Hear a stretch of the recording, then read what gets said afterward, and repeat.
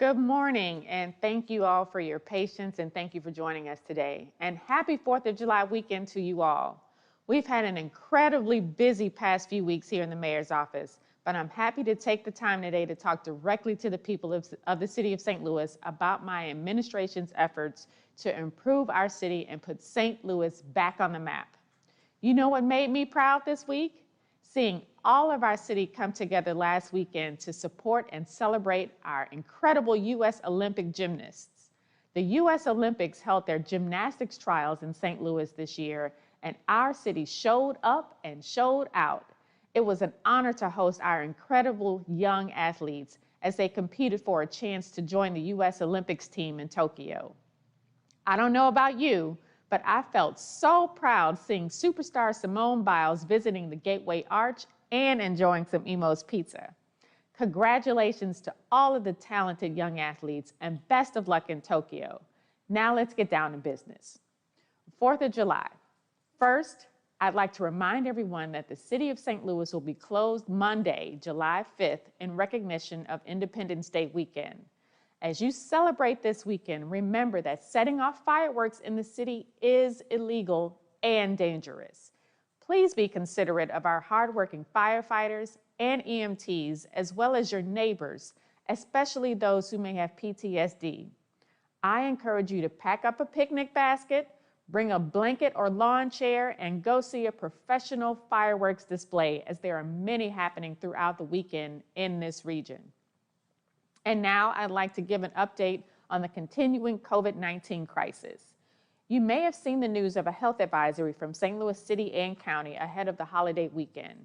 As I've said before, we can see an end to the pandemic on the horizon, but we can only end it together by making sure we all get vaccinated to stop the spread and protect each other.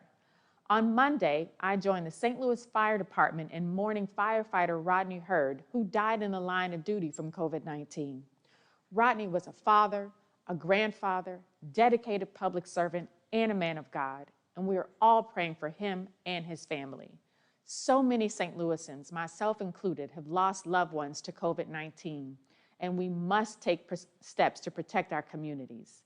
St. Louis's vaccination rate continues to rise. Our vaccination rate is around the mid-30s, and more than 40% of St. Louisans have initiated vaccination, but we still have more urgent work to do around getting people vaccinated. Our Department of Health is working hard to get people vaccinated and protected from COVID-19. Last week, nearly 500 people got vaccinated at Ballpark Village and received Cardinals tickets through the Vaccinate at the Plate program. The Department of Health announced our city's participation in the National Shots at the Shop program, which offers grants to Black-owned barbershops and beauty salons to become vaccination hubs in their communities. If you are looking to get vaccinated and need some help on next steps, visit vaccines.gov to find a vaccine site near you. If you're a Black business owner looking to connect to the Shots at the Shop program, say that 5 times fast, call the Department of Health hotline at 314-657-1498. The need to get vaccinated has never been more urgent. As I am sure you've seen on the news, Missouri has led the country in new COVID-19 infections over the past few weeks and is currently number 2 in the country for new infections per capita. That's partly due to the emergence of the Delta variant, a mutant strain of COVID-19 that is more infectious, more dangerous, and more likely to send someone to the hospital. Since May and June in St. Louis, 80% of new cases have been in the Black community. Let me repeat that. Since May and June, 80% of new cases have been in the Black community. But we can still protect ourselves and each other.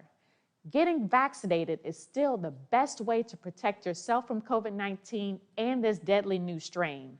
If you know family and friends who have not yet got vaccinated, talk to them about doing so. Yesterday, St. Louis City and County released a joint health advisory recommending we continue to take the same precautions we have for the past year and a half, maintaining physical distance, wearing masks, avoiding large crowds and gatherings inside and to slow the spread of the Delta variant to keep our communities safe. Our regional health departments are recommending that we wear a mask or other face covering while indoors, even if you're vaccinated. Protect your children, especially those under 12 who have not been able to get the vaccine yet. If you have symptoms of COVID-19, a cough, runny nose, sore throat, get tested right away. And if you feel sick, stay home. Doing so will protect your family and our communities. Now, let's talk about my $80 million direct relief package. The COVID-19 crisis has left families across St. Louis struggling, and I'm here to tell you, help is on the way.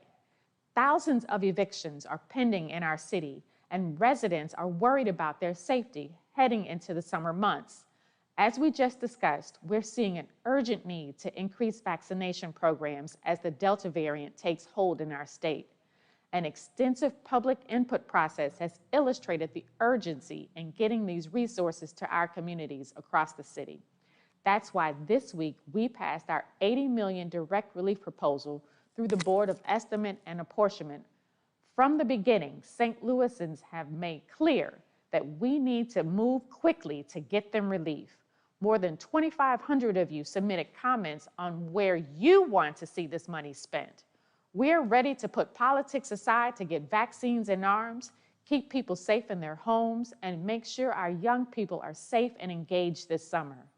My proposal includes millions of dollars in housing and utility assistance, community violence intervention programs, services to help small businesses connect to federal aid, mobile vaccination clinics, direct relief to get money in the pockets of families who need it, and more. It's a public health plan, it's an economic relief plan, and it's a public safety plan that will help us address the violence afflicting our neighborhoods. In fact, President Joe Biden urged cities across the country to follow our lead by using the American Rescue Plan funds to invest in community violence intervention efforts, which have been proven to reduce violence by as much as 60%. My administration is moving as quickly as possible to protect St. Louis families. This week, we also passed $200,000 in emergency funding to continue housing assistance programs, as well as a $200,000 emergency contract for vaccination canvases to get more people vaccinated. We don't have time to waste. I am working my hardest to get relief to you and your family, and my administration remains ready to work with the Board of Aldermen to pass this urgent direct relief package for St. Louisans as soon as possible. Next, let's talk about the Workhouse. When I took office, I made the closure of the medium security institution, commonly known as the Workhouse, a top priority for my administration. Throughout this process, the health and safety of detainees and staff has remained paramount. The CJC is now adequately staffed, and repairs, including the windows along Tucker, as well as the cell doors and locks, are ongoing and will continue. As of yesterday, the budget for the Workhouse has been zeroed out and the facility stands empty. The new city budget supports some of my priorities, including funding of the Division of Supportive Reentry to reduce rates of recidivism, expanding the capacity of the Civilian Oversight Board to also oversee corrections, as well as investing in community visioning planning to repurpose the Workhouse, as well as the old St. Louis Police Department headquarters and the municipal courts buildings. But let's be clear, there's still more work to be done on this issue, and just one portion of our plan to reimagine public safety in the city of St. Louis. My vision all along has been a three-pronged approach. First, closing the Workhouse, which as of today has stood empty for 2 weeks. Second, working with the U.S. and circuit attorneys as well as judges to get people their court dates faster, especially in the face of a COVID-19 backlog. And third, we want to limit the contact people have in our incarceration system in the first place. That's why we're focused on stabilizing our communities with my $80 million American Rescue Plan Act proposal to prime them with opportunities for equitable growth and investment down the road. I also want to talk about some good news regarding the federal child tax credit. If you're taking care of children like me, I have some good news. You're probably about to see more money in your bank account. That's because President Joe Biden's American Rescue Plan includes an expansion of the child tax credit program. If you make less than $150,000, you are on track to receive between $3,000 and $3,600 annually per child to help support your family. This is the largest tax credit ever and is a huge help to all working families trying to put food on the table, make rent, and pay the bills. For the first time, people will receive the child tax credit in monthly payments. For children 6 to 17 years old, families will get $250 each per month. And for every child under 6 years old, families will get $300 each month.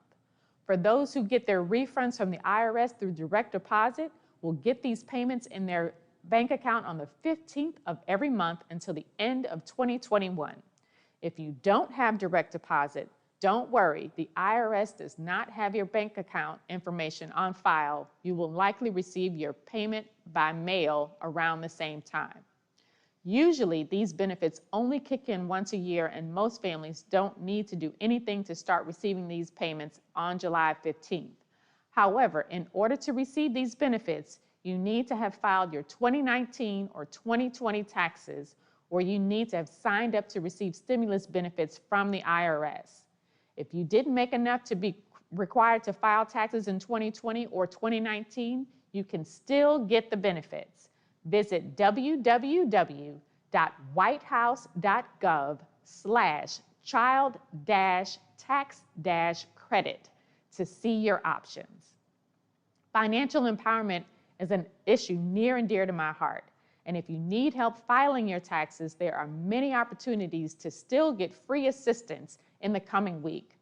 Our office is partnering with Treasurer Adam Lane, St. Louis Public Schools, and service providers like the United Way to get the word out about these free workshops. Metropolitan Community Tax Coalition assistance events are scheduled from 10 a.m. to 2 p.m. Friday, July 9th at the Omega Center, 3900 Goodfellow, from 9:30 a.m. to 1 p.m. Saturday, July 10th at the Bell Fountain Neighbors Recreation Center, 9669 Bell Fountain Boulevard. An IRS tax preparation event is scheduled for 10 a.m. to 7 p.m. Saturday, July 10th at the Robert A. Young Federal Building at 2222 Spruce Street. If you have any questions regarding tax preparation assistance, call 211 for more resources. Again, most families will begin to receive these automatic payments starting on July 15th. But make sure you have all of your taxes and information in order so you don't miss out on this historic opportunity. City hiring. I want to remind you that the City of St. Louis is hiring and that the pay and benefits are competitive. Every job with the City of St. Louis offers great benefits and pays at least $15 an hour, with more based on experience and skills. Positions like lifeguards are open to anyone 16 and older, and you do not need to be a resident of the city to apply. We've already seen a spike in applications over the last few weeks, so don't miss out. Apply today and get the process going. To see a list of available jobs, please visit www.stlouis-mo.gov/jobs. Now, I'd like to open it up for questions. All right, Madam Mayor, we'll start with, have there been any new additions recently to the administration? Have there been any additions recently? In the last couple of weeks, no. Since the last time we've talked, I don't think Grace Kyung has come to the administration. She's a special projects manager in the administration. And we have a couple of people coming next week. Sarah Baker, who's going to be our Deputy Chief of Staff, and Angela Pearson, who's also going to be a Special Projects Manager. Great. In regards to the mask recommendation, why is it a recommendation and not a mandate? Well, we are following CDC guidelines, and the CDC has issued a recommendation or an advisory. And so we are following CDC guidelines and issuing an advisory as well. Can you give us your thoughts on the redistricting process for the wards that is coming down the line? We haven't seen anything regarding redistricting yet. And that process has to start with the board.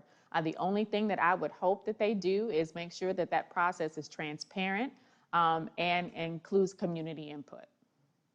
Can you talk more about the decision to recommend vaccinated people wearing masks indoors? Like what studies or data was behind that decision? Again, we're following the CDC guidelines to make sure that the CDC says that vaccinated people should wear masks indoors and assume that that everyone is not vaccinated. We have to stay vigilant and make sure that we're protecting ourselves and protecting our loved ones. Do you have any concerns about the Delta variant because unvaccinated people may not also wear masks? And how can we address that? I have huge concerns about the Delta variant. It is spreading throughout, is starting to spread throughout Missouri, and unvaccinated people are the most at risk. If you are unvaccinated, I would advise you to look up a vaccine site on vaccines.gov and get vaccinated for yourself and anyone that's eligible in your family or your friend circle, because that is the #1 way to protect yourself against the variant, against getting very sick. Even if you have been vaccinated, it still is no guarantee that you will not get COVID, but it is a better guarantee that you will not die from COVID. Thank you. And so can you, if people want to send their thoughts or recommendations to the city on pretty much any issue, what is the best place for them to contact us? They can go to the mayor's page at stlouis-mo.gov, and there's a page for you to submit your input. Okay. And that's actually all the questions we have. Well, thank you all for joining today and for your questions. I wish you a happy 4th of July weekend. Get vaccinated, mask up, and be safe. And last but not least, don't play with fireworks. Thank you, and God bless.